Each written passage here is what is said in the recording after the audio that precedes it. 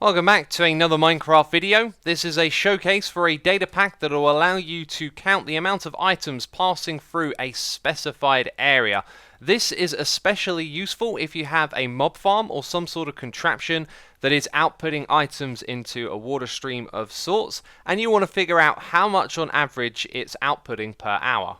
I'll show you where to download the data pack later on in this video. Once it's installed and loaded in the world, you have this trigger command to get you started, ia_help.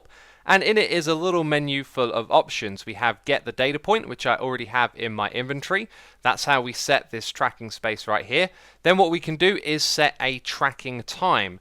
Now we can specify the time in minutes. I'm going to set this to 3, and it's now going to count all of the items passing through that space in 3 minutes once I click on start tracking. So let's do that one, and it turns to green and it is now counting. So over here we have a command block that is spawning individual nether stars to drop down into the water and go all the way across to the cactus.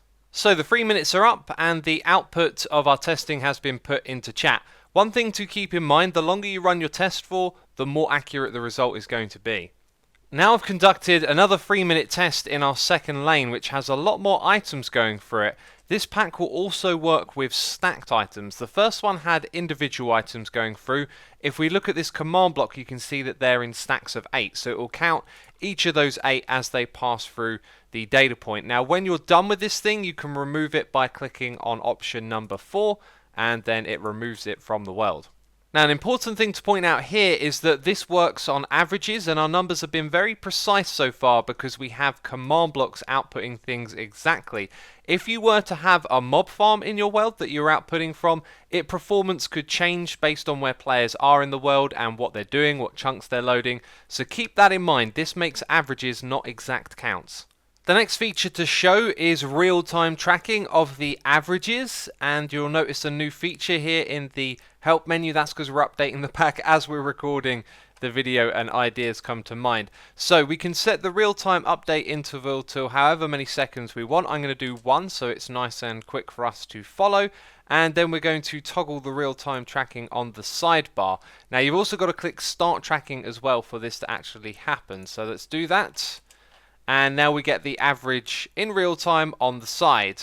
So the trick here is that I can increase the amount and we will see it go up quite drastically, and then I can turn these ones off and we will see it go down as well. One thing to keep in mind though is that it's giving you an average from when it began tracking. So if I set this thing to just not work, you'll see this number drop, but it won't drop all the way to 0 because it's counting the average since when it began.